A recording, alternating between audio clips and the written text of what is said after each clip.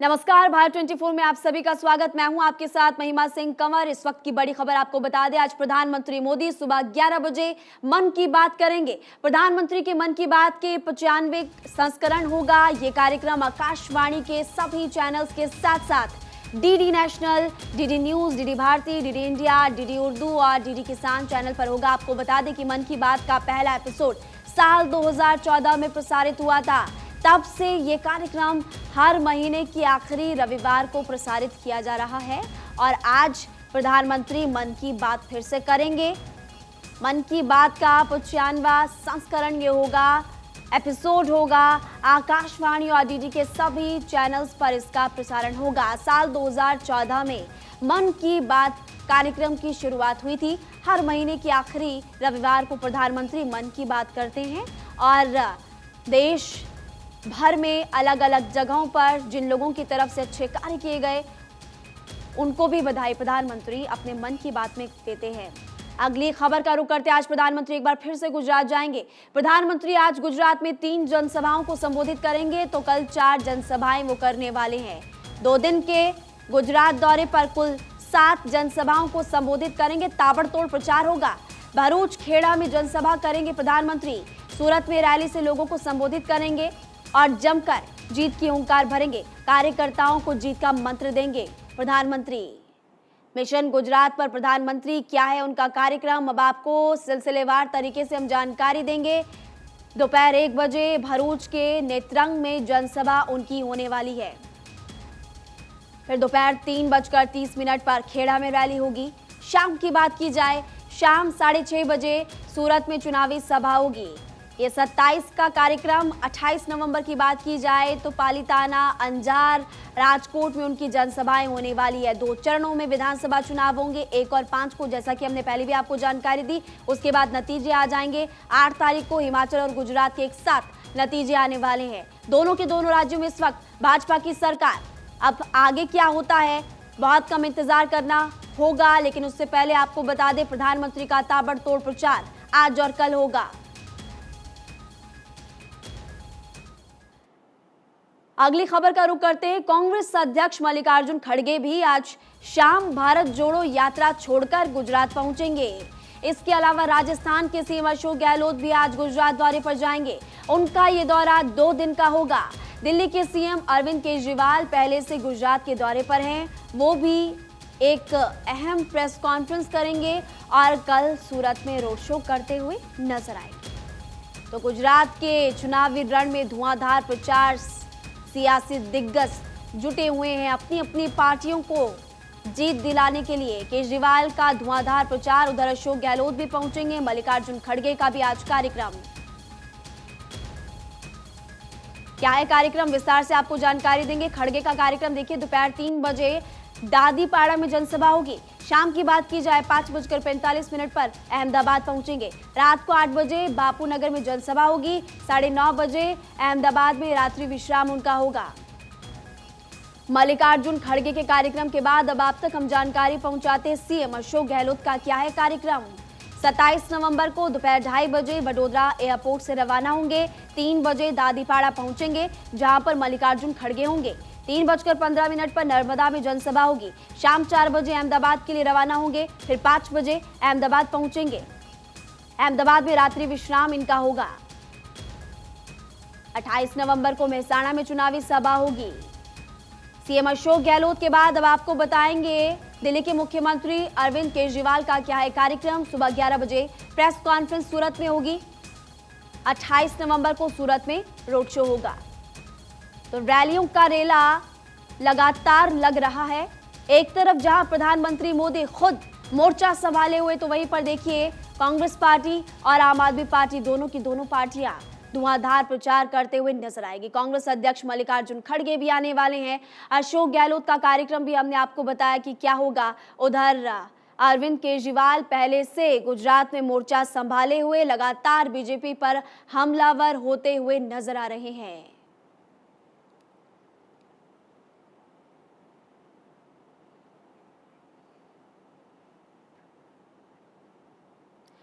और गुजरात चुनाव को लेकर बीजेपी की तरफ से जारी किए गए संकल्प पत्र में बीजेपी ने गुजरात के मंदिरों के जीर्णोद्धार की घोषणा की है।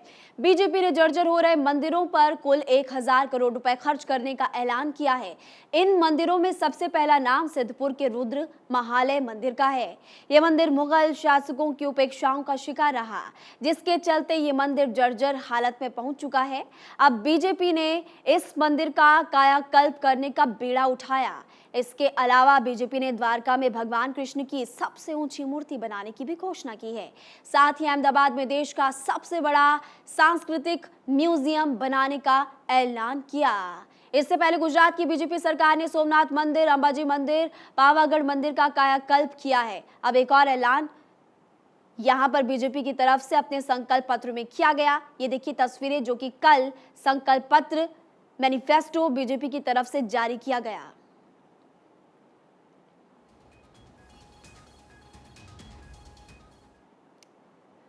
और यूपी के सीएम योगी आदित्यनाथ आज रामनगरी अयोध्या जाएंगे। सीएम योगी आदित्यनाथ अयोध्या में हो रहे विकास कार्यों की समीक्षा करेंगे, साथ ही प्रबुद्ध जन सम्मेलन को संबोधित करेंगे।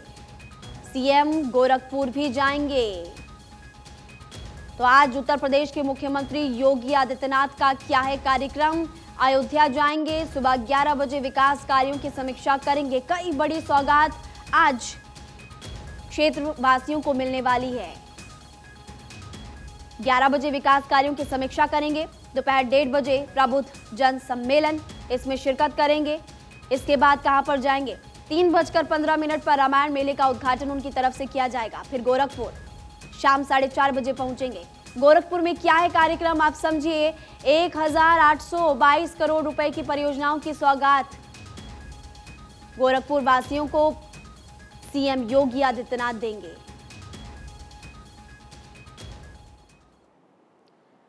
उधर आरएसएस प्रमुख मोहन भागवत 4 दिन के पटना दौरे पर। भागवत कल पटना पहुंचे थे। अपने पटना प्रवास के दौरान वो कई कार्यक्रमों में हिस्सा लेंगे। 4 दिन के पटना प्रवास पर मोहन भागवत पटना में कई कार्यक्रमों में हिस्सा लेंगे। अब उनका क्या है कार्यक्रम वो भी आपको बताते हैं। सुबह 8 बजे सारण के मलखाचक में स्वतंत्रता सेनानियों के कार्यक्रम में भाग लेंगे। एक पुस्तक का विमोचन करेंगे। स्वतंत्रता सेनानी भगवंत सिंह की प्रतिमा का अनावरण करेंगे।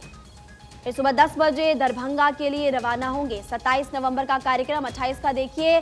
दरभंगा में आरएसएस कार्यकर्ताओं को भी संबोधित करेंगे, यानी कि पुस्तक का विमोचन होगा, मूर्ति का अनावरण होगा। आरएसएस कार्यकर्ताओं को संबोधित भी करेंगे, यानी कि कार्यकर्ताओं से मुलाकात करेंगे मोहन भागवत। पटना प्रवास पर आरएसएस चीफ 4 दिन तक। उधर बीजेपी ने सत्येंद्र जैन को लेकर ट्वीट किया। बीजेपी ने नया पोस्टर जारी किया और क्या लिखा है नए पोस्टर में? तिहाड़ दरबार के नाम से पोस्टर नया जारी किया है। आम आदमी पार्टी पर पोस्टर के जरिए बीजेपी का हमला। ये देखिए, ये वो पोस्टर जो इस वक्त आपकी टीवी स्क्रीन पर आपको नजर आ रहा होगा।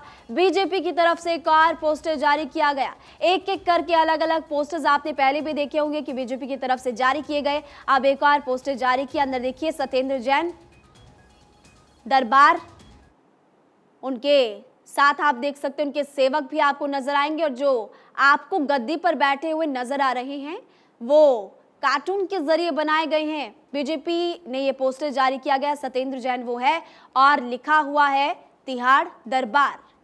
तो तिहाड़ दरबार के नाम से पोस्टर जारी किया गया। आम आदमी पार्टी पर पोस्टर के जरिए बीजेपी ने एक बार फिर से हमला बोल दिया है। और ये पोस्टर आप देखिए, इससे पहले भी इस तरह के पोस्टर्स बीजेपी ने जारी किए। एक और पोस्टर तिहाड़ दरबार के नाम से जारी किया।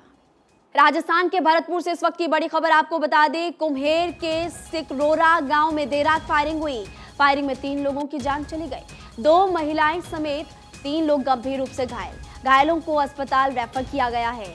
कुम्हेर के सिकरोरा गांव में देर रात फायरिंग हुई। फायरिंग में 3 लोगों की मौके पर मौत की खबर मिल रही है। पुलिस इस पूरे मामले की जांच में जुटी है। घायलों को जिला अस्पताल में भर्ती करवाया गया, जिनका इलाज फिलहाल चल रहा है। और इसी बीच ये तस्वीरें आपकी टीवी स्क्रीन पर लगातार पहुंचा रहे।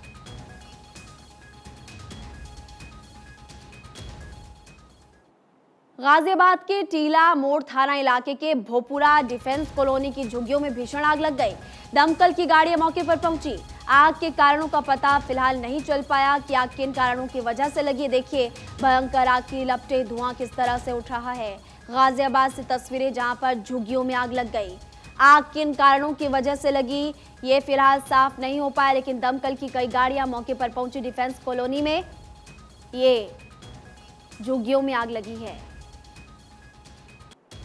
इस आग की वजह से कितना नुकसान हुआ, कोई जानी नुकसान, जानमाल का कितना नुकसान, इसकी भी अभी तक जानकारी नहीं मिल पाई। लेकिन तस्वीरें आप देखिए कितनी भयंकर ये आग वहां पर लग गई। गाजियाबाद में झुग्गियों में आग लगी। दमकल की कई गाड़ियां फिर मौके पर पहुंची। कड़ी मशक्कत के बाद आग पर काबू पाया गया। आग किन कारणों की वजह से लगी फिलहाल ये साफ नहीं हो पाया।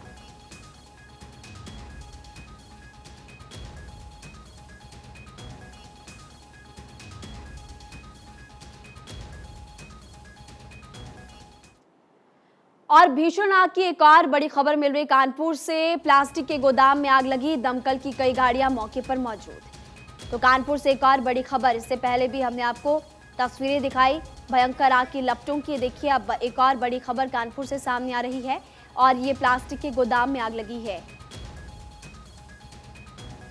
दमकल की कई गाड़ियां यहां पर पहुंची और उसके बाद फिर आग पर काबू पाया गया। देखिए ये तस्वीरें किस तरह से आग धधक रही है। प्लास्टिक के गोदाम में आग लगी है। लाखों रुपयों का नुकसान इस आग की वजह से हुआ। आग के कारणों का अभी तक नहीं चल पाया है पता, किन कारणों की वजह से आग लगी। क्या गोदाम में शॉर्ट सर्किट हुआ या फिर कोई और कारण या फिर कोई लापरवाही रही। लेकिन आप फिलहाल ये तस्वीरें देखिए जो कि कानपुर के एक प्लास्टिक के गोदाम से सामने आई है। यहाँ पर आग लगी और भयंकर आग की लपटों में गोदाम में रखा सारा सामान जलकर राख हो गया। राहुल गांधी की भारत जोड़ो यात्रा आज मध्य प्रदेश के इंदौर पहुंचेगी, जहां पर 4 अन्य विधानसभा क्षेत्रों में होते हुए शाम 5 बजे राजवाड़ा पहुंचेगी। राजवाड़ा में राहुल गांधी एक सभा को संबोधित भी करेंगे। उनके साथ मौजूद होंगे मल्लिकार्जुन खड़गे। इंदौर से प्रस्थान कर वो जाएंगे। महू से इंदौर के लिए रवाना। शाम को राजवाड़ा में एक सभा राहुल गांधी करेंगे। इंदौर आज राहुल गांधी की भारत जोड़ो यात्रा पहुंचेगी। कल शाम महू पहुंचे थे राहुल गांधी। आज की बात की जाए तो आज इंदौर पहुंचेगी भारत जोड़ो यात्रा। इस भारत जोड़ो यात्रा को लेकर आपने देखा होगा कि लगातार बीजेपी के निशाने पर कांग्रेस पार्टी।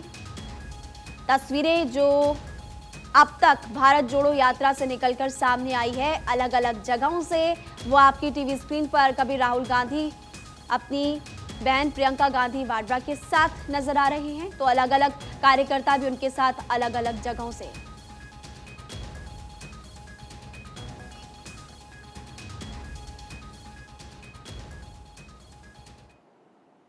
और श्रद्धा मर्डर केस पर यूपी के उन्नाव से सांसद साक्षी महाराज ने बड़ा बयान दिया। उन्होंने ओवैसी के बयान पर कटाक्ष करते हुए कहा कि इस मामले को धर्म से नहीं जोड़ना चाहिए। जोड़ना चाहिए, लेकिन जब ऐसे लोग एनकाउंटर हो तो मिट्टी का तेल डाल के थोड़ी सुअर की चर्बी डाल के आग लगा देनी चाहिए, क्योंकि उसका चाहिए। लेकिन जब ऐसे लोग एनकाउंटर हो तो मिट्टी का तेल डाल के थोड़ी सुअर की चर्बी डाल के आग लगा देनी चाहिए, क्योंकि उसका कोई धर्म नहीं होता। बिल्कुल धर्म। तो ये देखिए श्रद्धा मर्डर मामले पर साक्षी महाराज का बयान, ये बयान सामने आया और उनकी तरफ से साफ तौर पर कहा गया कि इस तरह के मामलों को धर्म से जोड़कर नहीं देखना चाहिए। ये असदुद्दीन ओवैसी पर पलटवार करते हुए उनकी तरफ से कहा गया है। श्रद्धा मर्डर केस को लेकर आपने देखा कि लगातार सियासी सरगर्मियां तेज हो गई है जब इस पूरे केस को लव जिहाद से जोड़कर देखा गया। इसी पर पलटवार किया है साक्षी महाराज ने।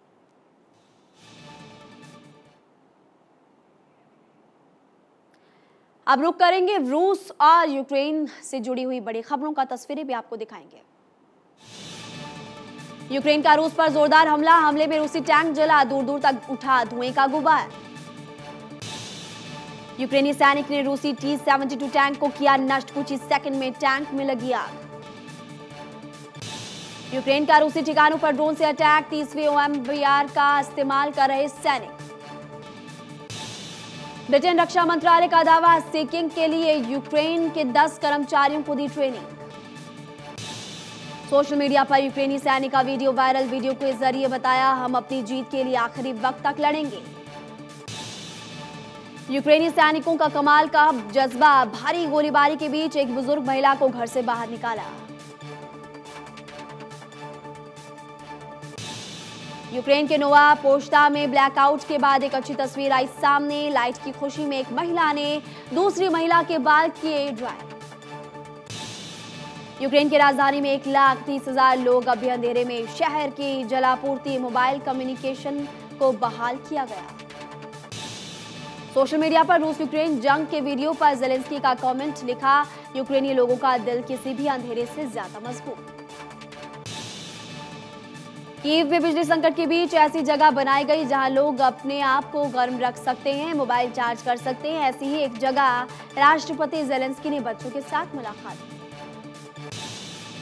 पोलैंड के राष्ट्रपति आंद्रेस डूडा का बड़ा बयान का यूरोप तभी सुरक्षित है जब रूस को पराजित किया जाएगा। चेचन लीडर ने रामदान कादिरोव ने रूसी राष्ट्रपति पुतिन से की मुलाकात। लंबी मेज के पीछे मौजूद पुतिन के साथ सेल्फी लेते हुए नजर आए। पोलैंड की राजधानी वार्सा में ओसी का पार्लियामेंट्री असेंबली सेशन। लाइट बुझाकर यूक्रेन के प्रति संवेदना जताई गई। जंग के बीच रूसी सैनिकों की एक पूरी स्क्वाड तबाह, कई रूसी सैनिकों की मौत। टोम्स्क के जंगलों में आग बढ़ रहे रूसी सैनिकों का एक महिला ने बढ़ाया हौसला। रूसी तिरंगा लहराकर सैनिकों के आगे चली।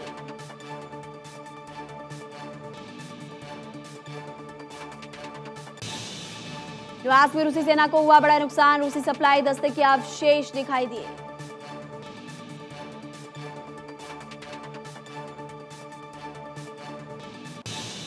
दोनेत्स्क के मारिंका में रूस ने रात में किया जबरदस्त हमला, यूक्रेनी ठिकाना तबाह।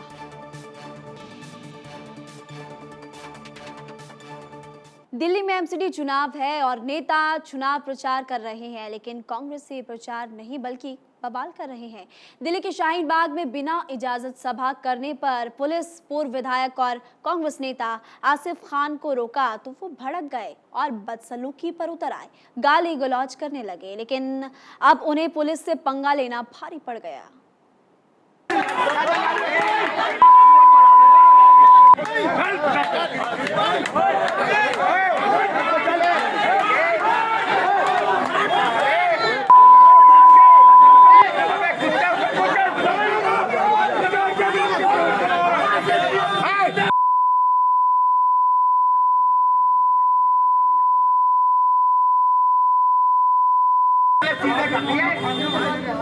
वीडियो में पुलिस कर्मियों को भद्दी भद्दी गालियां देने वाले ये हैं देश के सबसे संस्कारी पार्टी कांग्रेस के बड़े नेता, विधायक रह चुके हैं।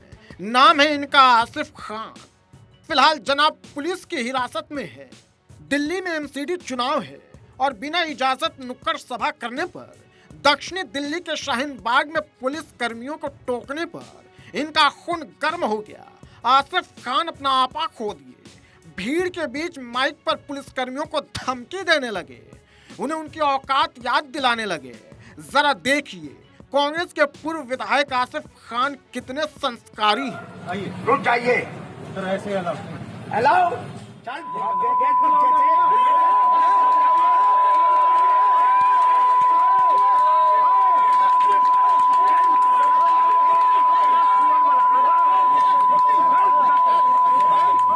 सवाल ये है कि क्या यही है कांग्रेस का संस्कार? क्या कांग्रेस में नेताओं को वोट के लिए गाली गलौज करने की ट्रेनिंग दी जाती है? क्या कांग्रेस में नेताओं को पुलिसकर्मियों से बदसलूकी का ज्ञान दिया जाता है? आसिफ खान इस वीडियो में पुलिसकर्मियों को कुत्ता से लेकर इतनी भद्दी भद्दी गालियां दे रहे हैं कि हम आपको सुना भी नहीं सकते।